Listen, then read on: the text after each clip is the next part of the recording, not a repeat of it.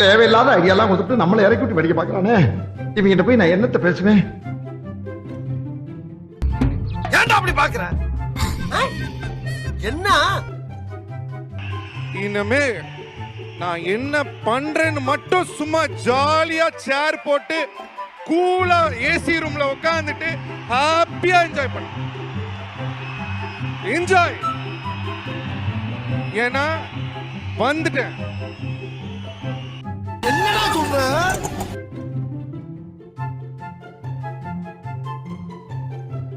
ஏய் ஏய் ஏய் என்ன கிளம்பிட்ட?